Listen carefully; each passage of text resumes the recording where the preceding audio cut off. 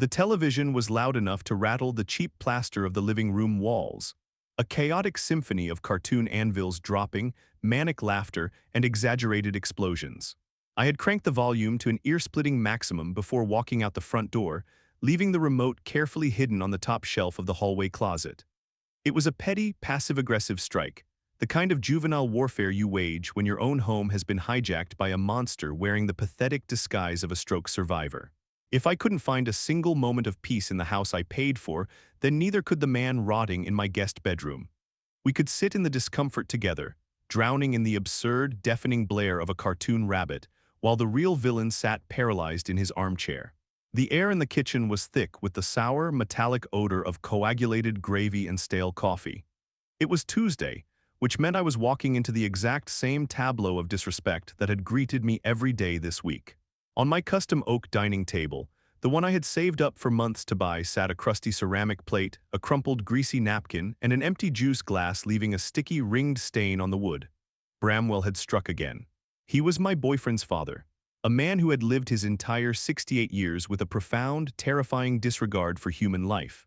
Before the stroke half-paralyzed his left side, Bramwell was a tyrant of the highest order. He was the kind of archaic, suffocating patriarch who refused to let his wife get a driver's license so she could never leave.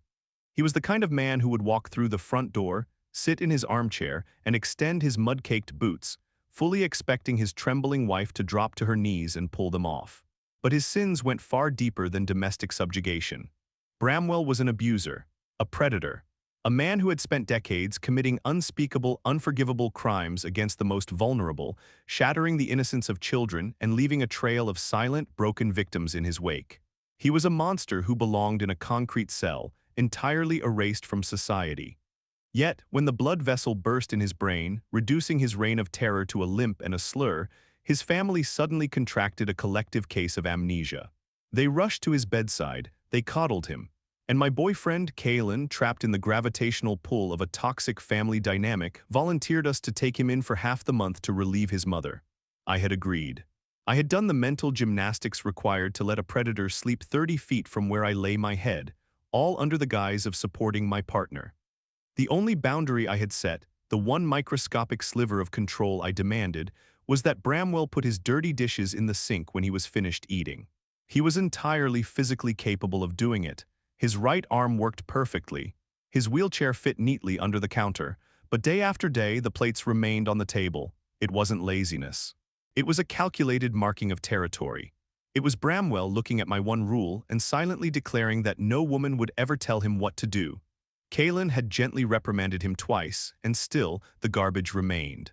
So I had retaliated with the television. When I finally admitted to myself what I was doing, the absurdity of it hit me like a physical blow. I was waging a passive-aggressive turf war over dirty ceramics with a man who had destroyed lives. I was policing the table manners of a predator. The cognitive dissonance was staggering. I had twisted myself into a pretzel, shrinking my own morality just to avoid rocking the boat, just to keep Kalen from bearing the brunt of his mother's inevitable wrath. The morning after the cartoon incident, the atmosphere in the house was heavy, thick with unspoken hostility. I was jolted awake at 6 in the morning by a grating, synthetic voice echoing down the hall. Let me recommend. Let me recommend. Let me recommend. Bramwell had figured out how to use the voice activation feature on the spare remote. He was sitting in the dim light of the living room, mashing the button with his good thumb. I pulled my robe tightly around my shoulders and walked out into the gloom. He didn't look at me. He just stared at the blank screen, the left side of his face drooping in a permanent, mocking scowl. I wanna watch, he slurred, the words thick and demanding. No please, no good morning, just the same entitled bark he had used his entire life to command his victims. I gritted my teeth, walked over, and turned the television on to his preferred news channel. On the kitchen counter, Kalen had left a Tupperware container of scrambled eggs and sausage for him before leaving for his early shift. I microwaved it, the smell of cheap pork fat turning my empty stomach, and set it on the table in front of him. As I placed the plate down, I stopped. I didn't pull my hand away. I leaned in, forcing him to look at me. His eyes, sharp and malicious beneath his bushy, graying brows, locked onto mine. There was no dementia there. There was no confusion. He knew exactly what he was doing. You are going to clean this up before I get home, I said, my voice dropping to a dangerously quiet register. Every crumb, every napkin in the sink. He blinked, a slow, deliberate movement, but said nothing. I didn't push it further. The truth was, my two golden retriever mixes were sleeping in the laundry room, and a cold spike of fear had lodged itself in my chest. If I pushed him too far while I wasn't there, what would he do to my dogs? A man with his history had no boundaries. I left for work feeling hollow, the realization of my own complicity suffocating me. For months I had held my tongue. I had convinced myself that suffering in silence was an act of love for Kalen. I didn't want to add to his burden. I didn't want him to have to comfort me when he was the one dealing with a sick father. But keeping the peace meant harboring a monster. It meant offering a safe haven to a man who had never offered safety to anyone else. I spent the entire workday in a fog of clarity. The veil had been lifted. Kalen's mother, a master manipulator in her own right, had expertly offloaded her abuser onto her son, knowing Kalen's sense of duty would blind him to the danger. And I had enabled it. I was done. I was ready to sever the diseased limb, even if it meant cutting off the entire family. When I unlocked the front door at 5:30 that evening, the house was dead silent. I stepped out of my shoes, the hardwood cool against my socks, and walked straight into the dining room. There it was, a smeared plate, a crumpled napkin, a half-empty glass of milk already turning sour in the afternoon heat.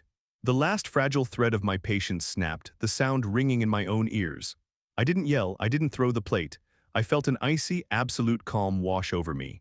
Bramwell was sitting in his armchair by the window, staring out at the street. He didn't turn when I entered the room, but I saw his shoulders stiffen. He was waiting for the fallout. He was waiting for me to clean it up, just like every other woman in his life had cleaned up his messes. "Do you expect me to clean up after you?" I asked, my voice echoing in the quiet room. He slowly turned his head. The right corner of his mouth twitched upward into something resembling a smirk. "Yes," he grunted. Maybe he didn't fully understand the nuance of the question. Maybe his stroke-addled brain missed the rhetorical nature of it. It didn't matter. The entitlement radiating from his pores was unmistakable. I stepped closer, invading his space, forcing him to crane his neck to look up at me. "You might have everyone else in this family manipulated, Bramwell," I said, the words sharp and deliberate. "You might have your wife terrified, and you might have your son blinded by guilt, but you will never fool me." His smirk faltered, his good eye narrowing. "I know exactly who you are," I continued, leaning down so my face was only inches from his. "You are not a victim, you are a predator. You are a man who destroyed children. You are an abusive, pathetic excuse for a father who has taken absolutely no responsibility for the horrors you've inflicted on this world. And now you are using the very family you terrorized as your personal servants." He let out a low, guttural noise, his good hand gripping the armrest of his chair, his knuckles turning white. He tried to speak to assert his dominance, but I cut him off. "This is your last day in my home. You will never step foot inside these walls again." I didn't wait for a response. I turned on my heel, grabbed my keys from the console table, and walked out the front door, pulling it shut with a resounding final click. Sitting in the driver's seat of my car, my hands shaking violently against the steering wheel, I pulled out my phone and texted Kalen. I didn't soften the blow. I didn't use gentle, therapist-approved language. I told him exactly what had happened. I told him his father was no longer welcome, that the dishes were the final straw in a house built on decades of ignored trauma. 3 agonizing minutes later, my phone buzzed. "Kalen, you didn't have to do that. He's sick. I would never do that to your father." I stared at the screen, a bitter, hollow laugh escaping my throat. The delusion was impenetrable, me. My father isn't a predator. My father didn't destroy innocent lives. I watched the 3 little typing dots appear, disappear, and appear again. "Kalen, we just have to take care of him until we can't anymore. You're overreacting." There it was, the dismissal. For a week, I had been begging Kalen to see my distress.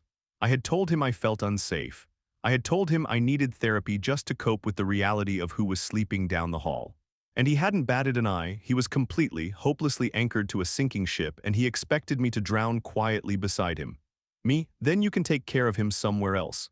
I put the car in drive. Tomorrow was my 30th birthday. We had planned to drive up to a secluded cabin in the mountains, a romantic getaway that Kalen had promised would make up for the stress of the past month. When I finally returned to the house 2 hours later, Kalen's car was gone, and so was Bramwell. The dirty plate had been hastily thrown into the sink, unwashed. I walked into the bedroom, pulled my hardshell suitcase from the closet, and began meticulously folding my clothes. I am taking my birthday trip alone. As I packed my favorite hiking boots and the thick, woolen sweaters I had bought for the crisp mountain air, I felt a profound, overwhelming sense of lightness. I was walking away from a man I loved because he refused to walk away from a monster. It was a brutal, heartbreaking reality, but as I zipped the suitcase shut, I knew it was the only one I could live with.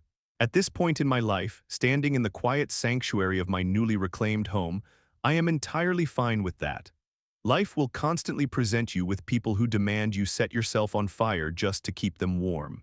We are often conditioned to believe that family loyalty is an unbreakable oath, even when that family is toxic, abusive, or fundamentally dangerous. But complicity is a heavy burden, and carrying someone else's dark secrets will eventually crush you. You are never obligated to provide comfort to a monster, and you are never required to stay with a partner who demands you compromise your own morality for the sake of their denial. Setting boundaries isn't cruel. It is the ultimate act of self-preservation.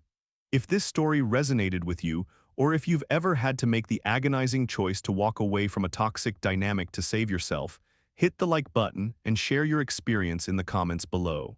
Don't forget to subscribe and turn on notifications for more stories about reclaiming your life, your space, and your peace.